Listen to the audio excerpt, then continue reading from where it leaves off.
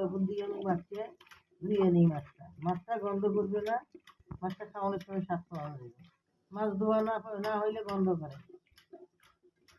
এই যে হলুদ দিলাম, এই যে মরিচ দিলাম, একটু লবণ দিলাম, দিয়ে একটু হালকা ভাজা দেবো, দিয়ে লাউটা কষা নিলে কষানে মাছ ভাজে কষানে দেবো লাউয়ে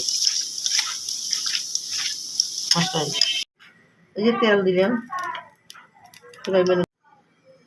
এই যে তেল দিছি, এই যে তেলে দিয়ে মাছটা ভাজিয়ে সুন্দর করে নেব।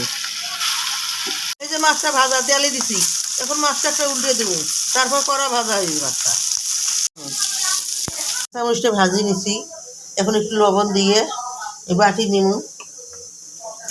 বাটা তরকারি বাটা মরিচটা দিলে লাউয়ের তরকারি মজা লাগে,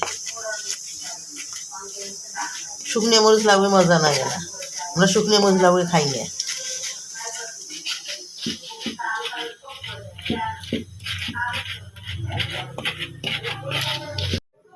লাউয়ে যে তেল দিল,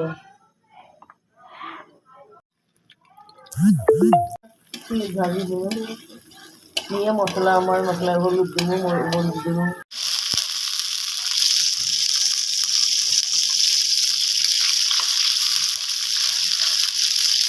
হলুদ দিলাম, হালকা হলুদ দিব, লাউ বেশি হলুদ দেওয়া যায় না, হালকা হলুদ। এখন কষা হয়েছে, একটু লাউ দেবো, লাউ দিয়ে পরে কষান হলে পরে মাছটা ভাজিয়ে ছাড়িয়ে দেবো। দিচ্ছি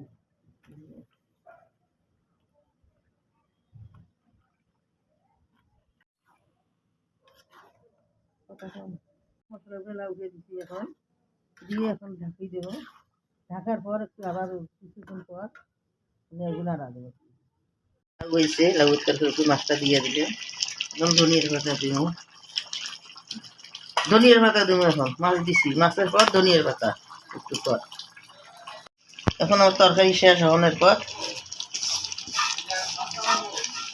আল্লাহ হাফেজ।